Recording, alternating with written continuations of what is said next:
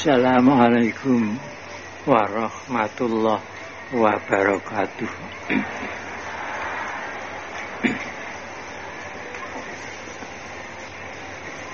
Bismillahirrahmanirrahim. Alhamdulillahirabbil alamin. Al-qailu fi kitabihil karim. Inna sa'yakum lasyatta. Al-ayah. Wassalatu wassalamu ala asyrafil mursalin Sayyidina Muhammadin sallallahu alaihi wasallam wa ala alihi wa ashabihi ajma'in, amma ba'du. Ma'asyiral muslimin wal muslimat, hamba-hamba Allah yang dimuliakan oleh Allah Ta'ala.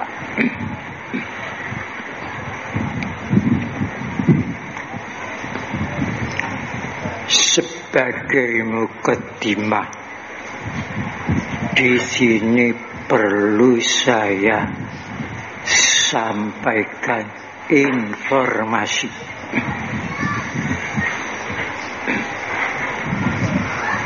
Informasi yang ada di dalam buku ensiklopedia Islam, tebalnya 7 jilid.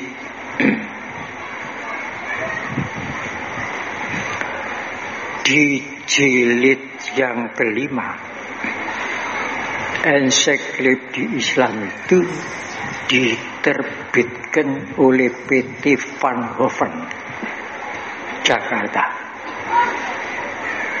Di jilid 5 halaman 67 bab huruf T, di situ disebutkan bahwa tarekat yang mempunyai pengaruh yang besar di dunia ini jumlahnya ada 44 tarekat.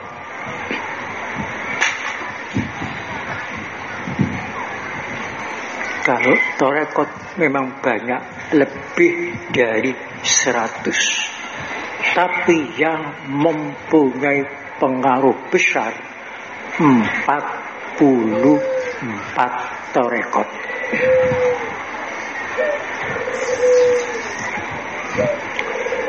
Tiap-tiap tarekat namanya disebutkan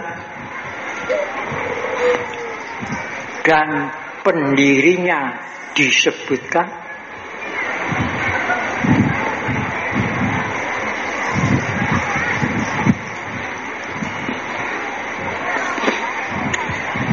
Dan tempat tinggalnya atau pokoknya disebutkan.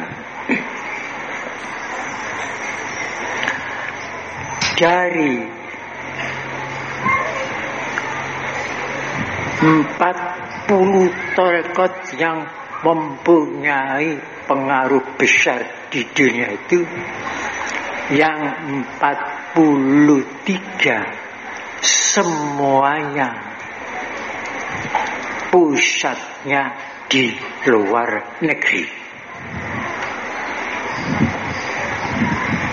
Ada yang namanya Naqsyabandi, ada yang namanya Qadiriyah, ada yang namanya Sanusiyah, ada yang namanya Khalwatiyah, dan lain-lainnya. Jadi yang 43 tarekat semuanya pusatnya di luar negeri. Hanya satu tarekatlah yang berpusat di negeri Indonesia. Di situ disebutkan nama tarekatnya Siddiqiyah. Disebutkan nama pendirinya Mukhtar Mukti. Disebutkan nama tepatnya Jombang, Jawa Timur. Itu yang mempunyai pengaruh besar, 44 tarekat. Disebutkan di dalam buku Ensiklopedia Islam jilid 5 halaman 67. Mungkin sekarang harganya sampai 3 juta. Apakah betul tarekat Siddiqiyah mempunyai pengaruh yang luas? Fakta bicara. Asalnya begini. 10 tahun saya berada di wilayah Kabupaten Lamongan, menjadi kader inti Partai Masyumi.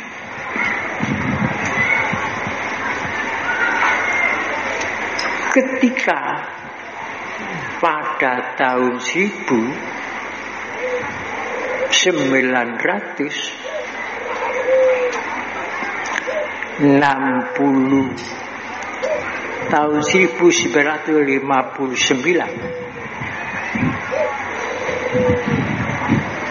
saya mengunjungi sebuah toko buku. Kebetulan yang memiliki toko kitab itu kenalan saya, Haji Muhammad Baidowi, tokoh Nahdlatul Ulama di Lamongan.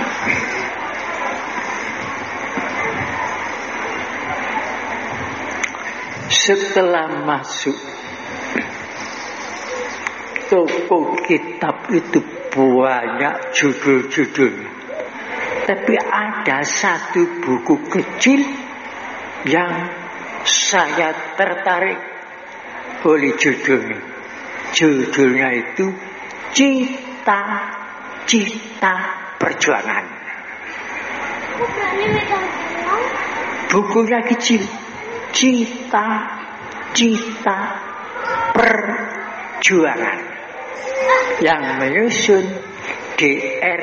Abu Hanifah, tokoh Masyumi Sukabumi. Setelah saya baca buku itu,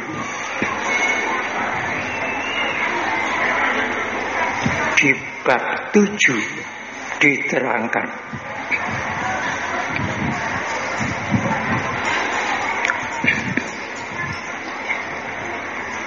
Indonesia telah dijajah Belanda lamanya 350 tahun. Juga pernah jajah Portugis tahun 1511. Juga dijajah Inggris. Total kalau mulai Portugis menguasai Malaka,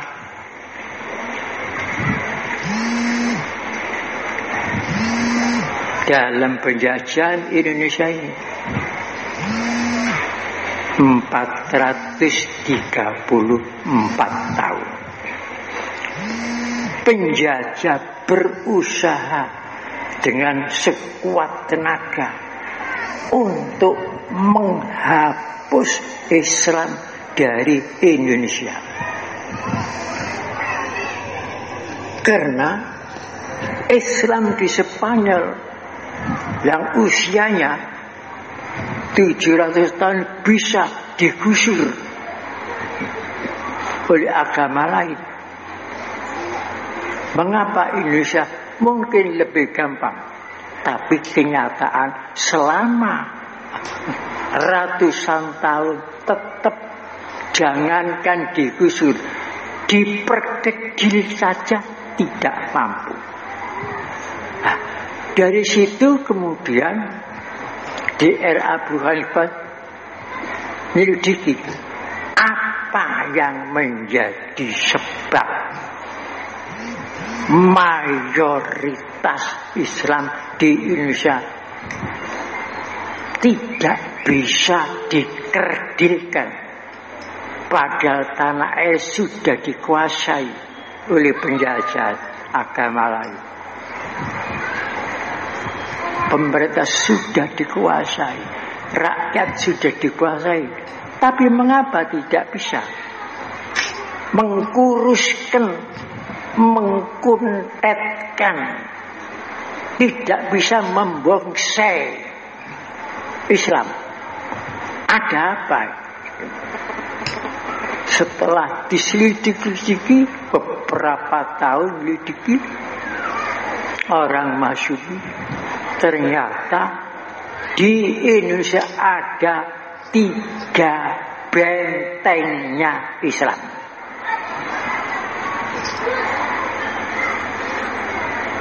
Apa 3 benteng Islam yang menyebabkan Islam tidak bisa digusur seperti Islam yang ada di Spanyol?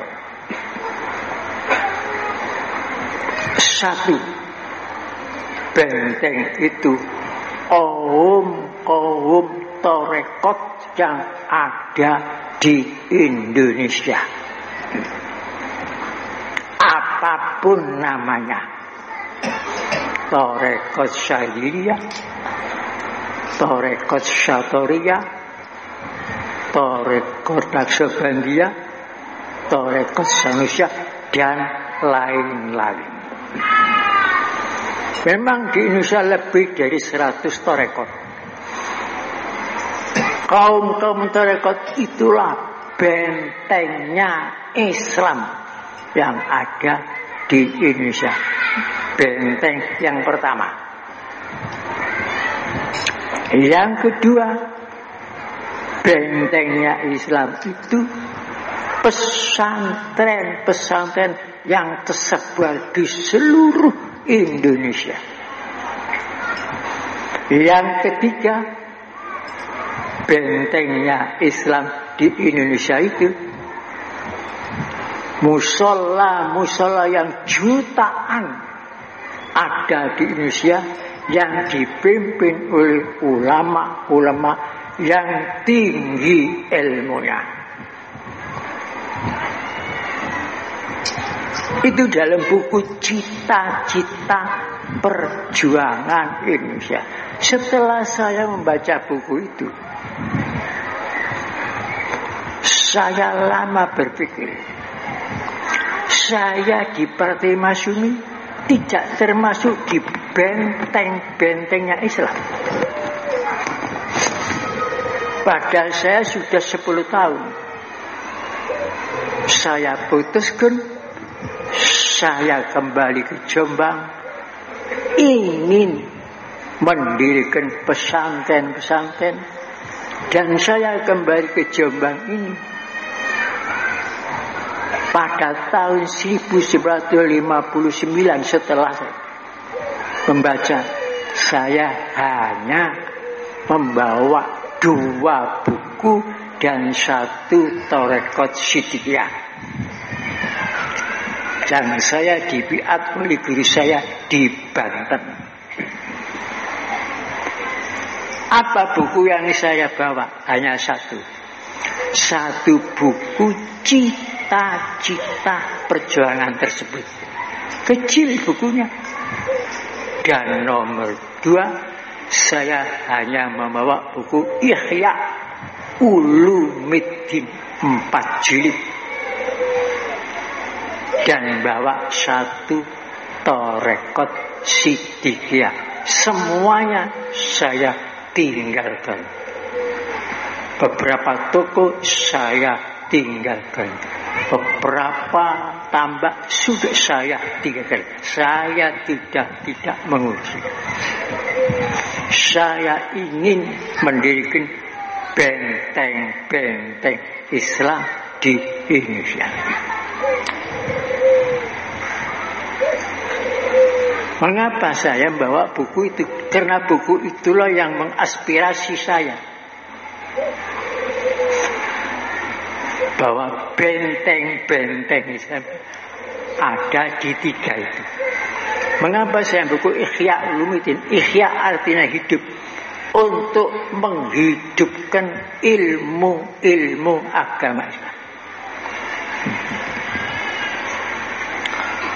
Setelah saya kembali mulai tahun 1960,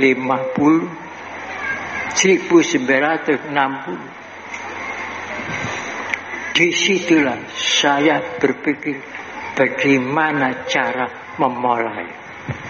Kemudian saya teraspirasi oleh 1 ayat di dalam surat Lail yang bunyinya inna sa'yakum lasyatta. Inna sa'yakum lasyatta. Dalam surat Lail, inna sesungguhnya sa'yakum usahamu lasyatta harus bermacam-macam. Setelah saya mendirikan pesantren, saya namakan Majma'al Bahrain. Saya ambilkan nama dari surat Kahfi nomor 60, Majma'al Bahrain. Waktu ditemukan oleh Nabi Musa dan Nabi Yusuf, saya ambil untuk nama pesantren. Setelah murid sudah kumpul, kira-kira ada 50.000, saya berpikir saya harus membuat organisasi syatta, organisasi yang bermacam-macam. Tanpa ada organisasi, untuk apa? Hanya kumpul-kumpul saja, sedang tidak diorganisir. Maka saya ingat perintah dalam Al-Quran surat Ma'idah, wa ta'awanu alal birri wa taqwa wa la ta'awanu alal ismi wal udwan wattaqullah innallah syadidul iqab. Wa ta'awanu, dan tolong menolonglah kamu. Firman itu ditujukan kepada orang yang beriman.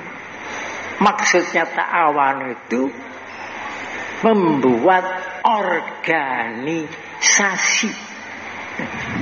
Yang organisasi itu diberi contoh oleh Rasulullah, organisasi seperti badan satu kuju. Wa ta'awanu alal birri wa taqwa. Tidak cukup kebaikan dan ketakwaan saja. Kalau cukup kebaikan dan ketakwaan, tidak akan diperintah membuat organisasi.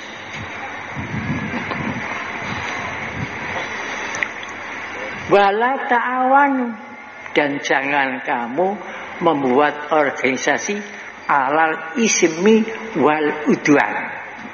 Wattaqullah, takutlah kepada Allah. Innallah syadidul iqab, sesungguhnya Allah itu keras siksaannya. Jadi ditinjau dari ancaman Allah itu ditujukan kepada dua umat Islam. Satu, yang tidak mau membuat organisasi birri wa taqwa, dan dua, ditujukan kepada umat Islam yang membuat organisasi ismi wal udwan.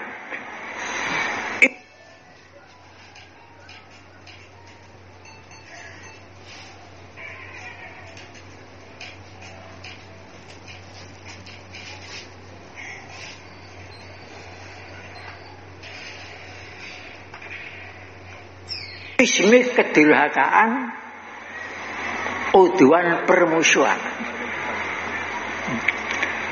Dengan organisasi birri wa taqwa, maka akan menjadi kuat dan bisa mengalahkan ismi wal udwan. Kalau kebaikan dan ketakwaan jadi organisasi, tapi ismi wal adwan di organisasi, maka yang hak bisa dikalahkan oleh yang batal. Karena kekuatan itu dari Allah, la haula wala quwata illa, tapi diletakkan kepada yadullah alal jamaah. Nah, dari situlah kemudian saya membuat macam-macam organisasi.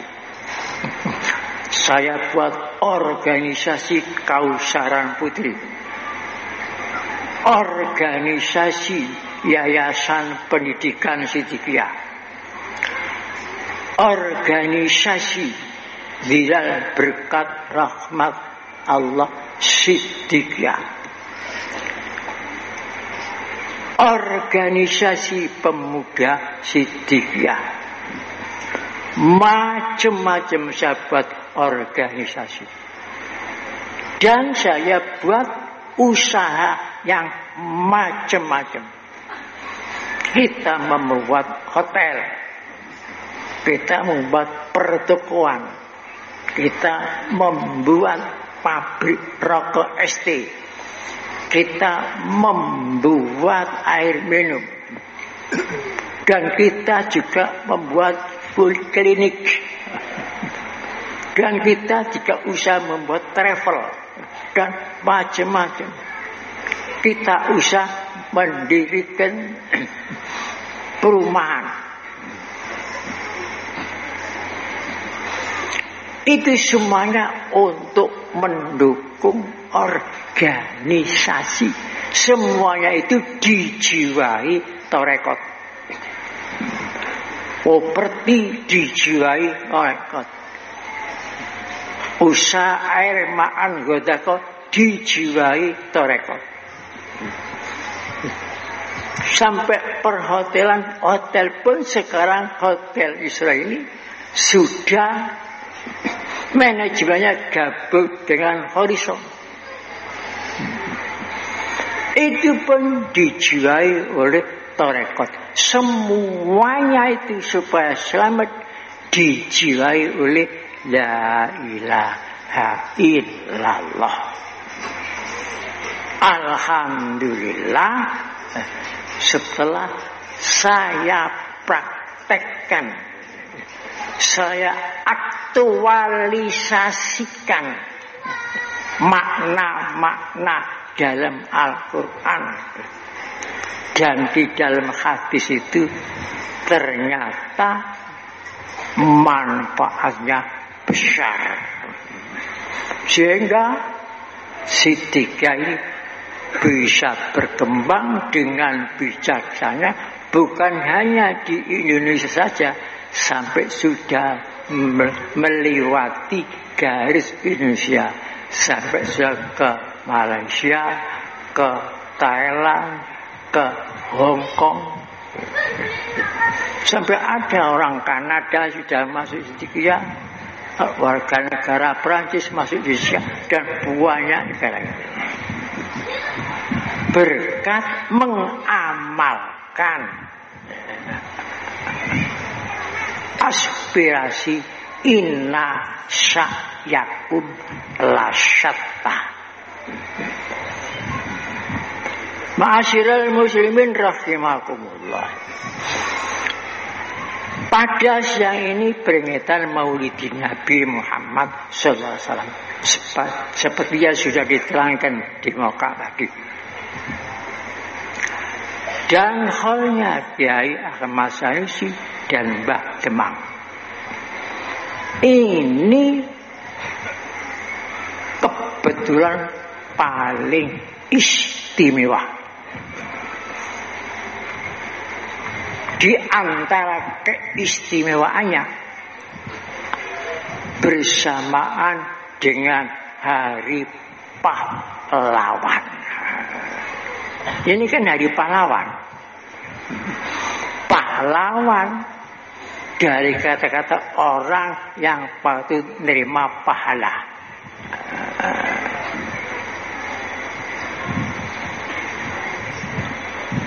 Masalah Hari Pahlawan sudah umum diketahui. Masalah Hari Santri jadi hari nasional sudah diketahui umum. Karena Presiden Jokowi telah mendeklarasikan Hari Santri. Itu umum, sudah diketahui.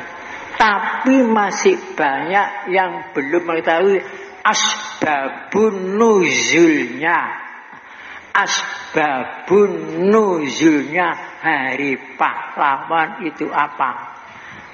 Apa sebab-sebab tanggal 22 Oktober dideklarasikan oleh Presiden menjadi Hari Santri Nasional.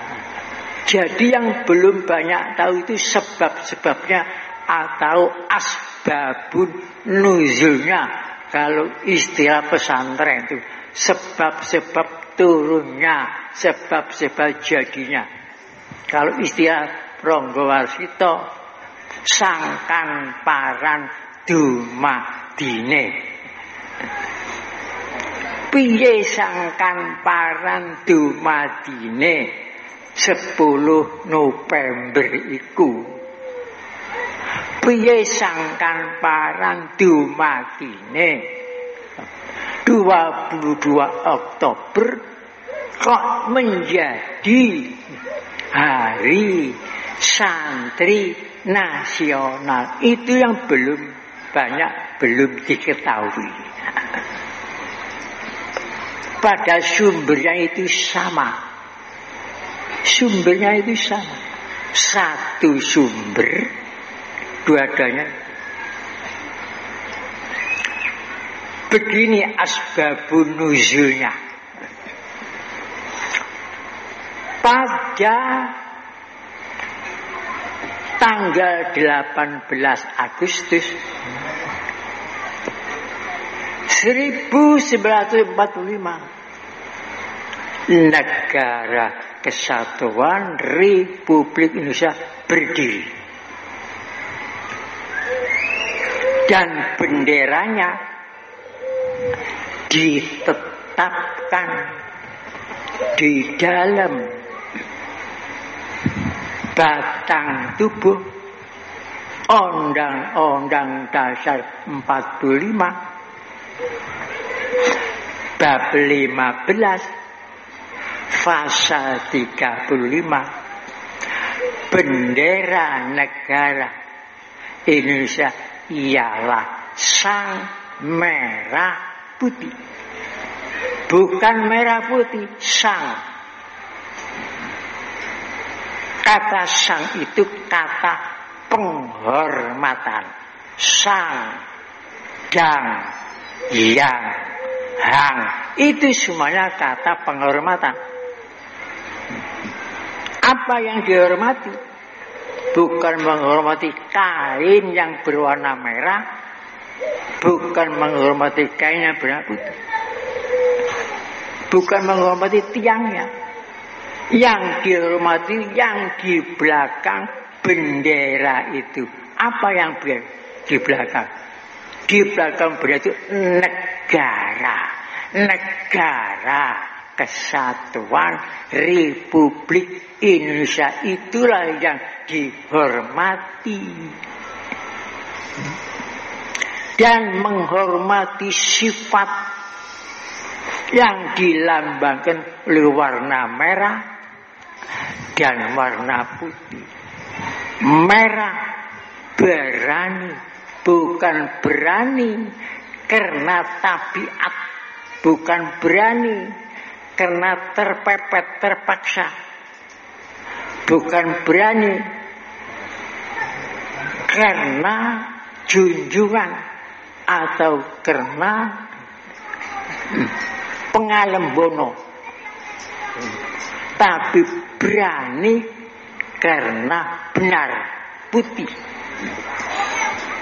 Dan dalam hadis diterangkan, kalau berani, berani karena Allah, suci, suci karena Allah. Memang ada hadisnya itu. Jadi bukan berani karena puan, bukan berani karena sanjungan, bukan berani karena terpaksa, bukan. Tapi berani karena kesucian. Berani karena benar. Semua nabi itu tidak ada yang tidak berani. Berani, tapi semua nabi itu suci. Maka jadi saya melihat kok banyak orang pakai belangkon merah putih. Oh iya, hari pahlawan.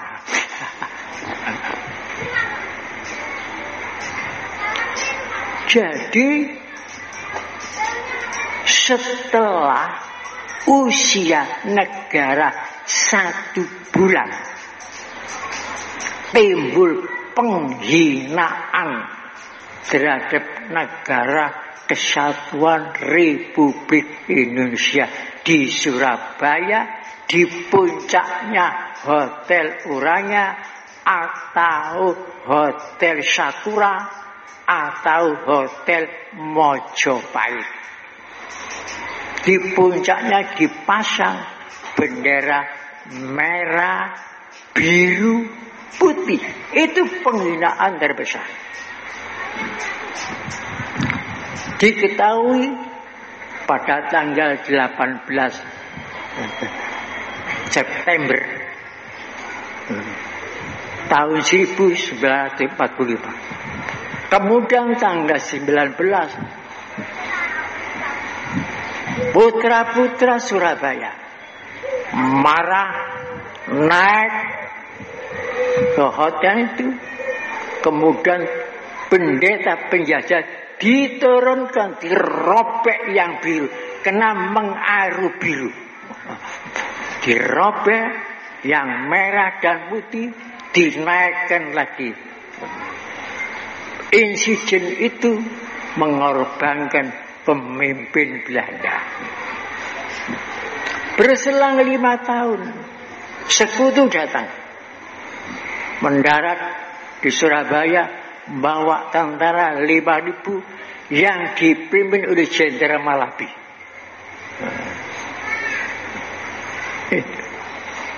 Maka kemudian sebelumnya itu tanggal 22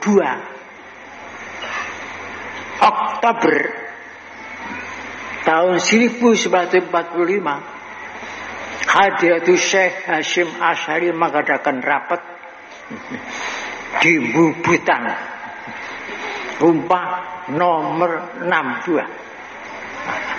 dengan ulama sejawat dan ulama Madura membahas penghinaan Belanda yang di belakangnya sekutu, yakni Inggris, sepakat mengeluarkan fatwa jihad.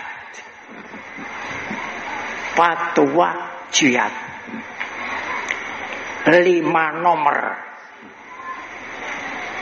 Di antaranya bunyinya, umat Islam dalam radius 94 wajib angkat bersenjata melawan Belanda dan sekutu.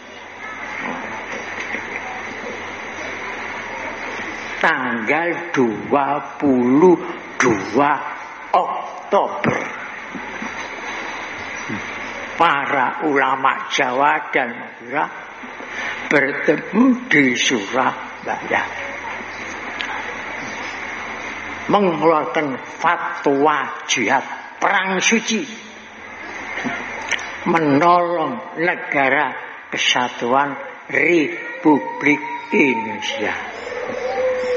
Oleh karena fatwanya itu, fatwa jihad tanggal 22 Oktober tahun 1945, maka tahun 2015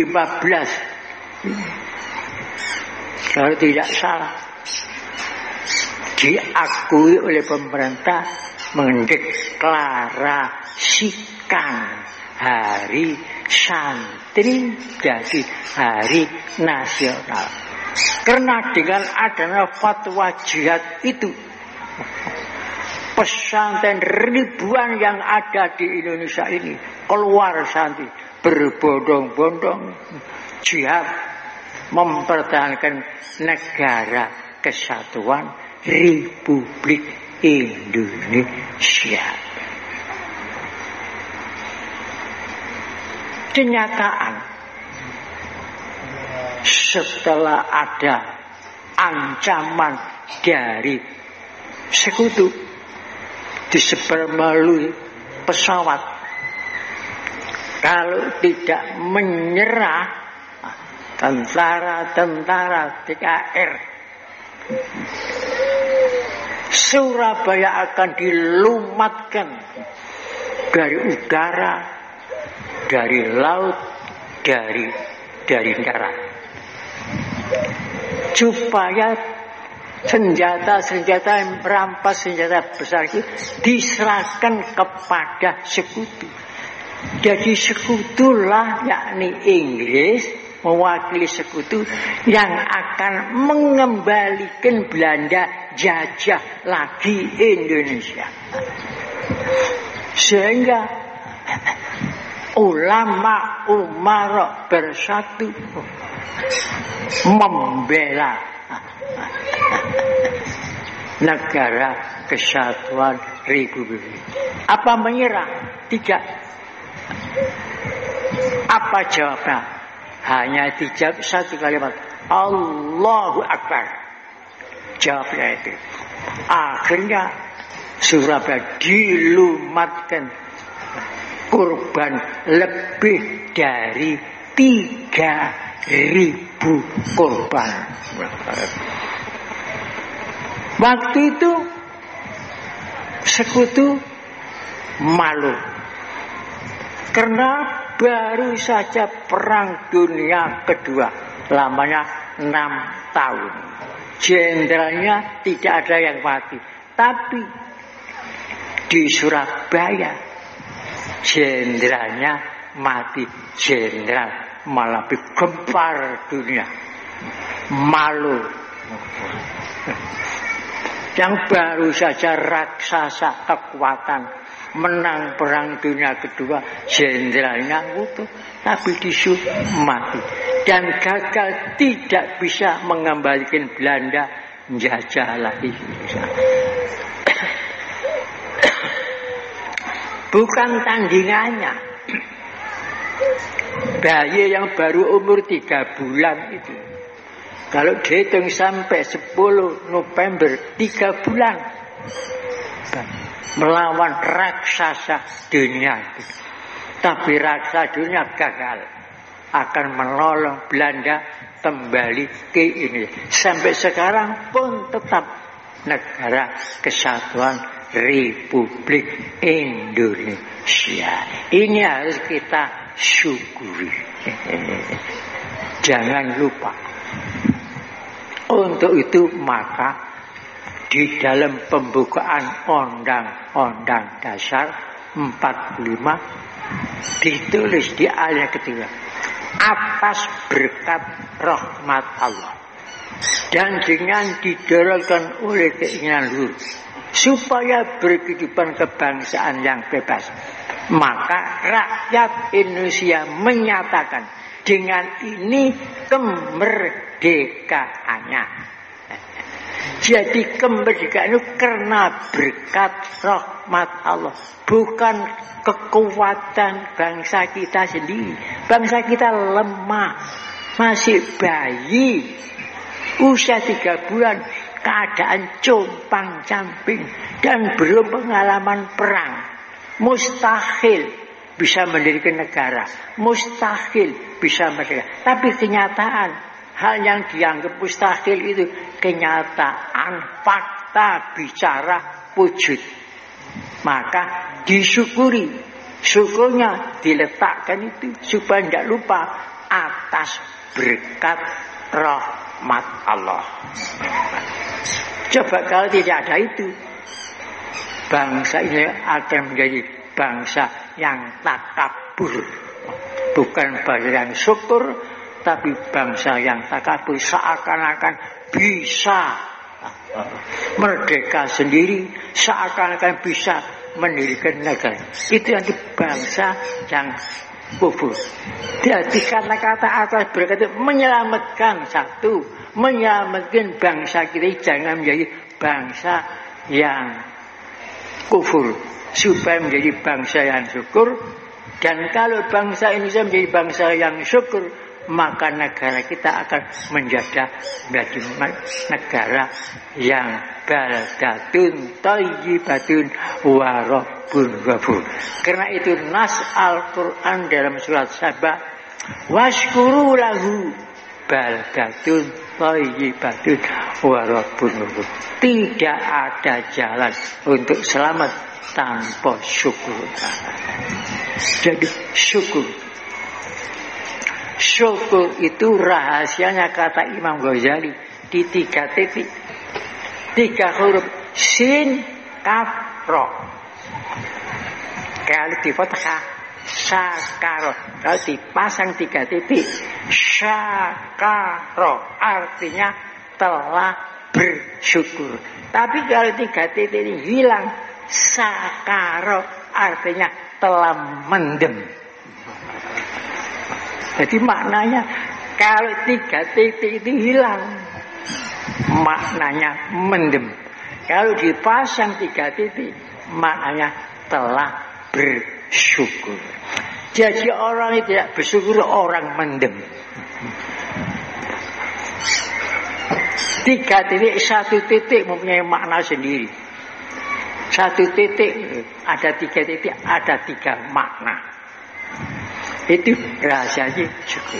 Maka saya usaha dengan menurut kemampuan saya, semua organisasi, semua usaha saya, usaha apa saja, manajemennya saya pergunakan manajemen syukur.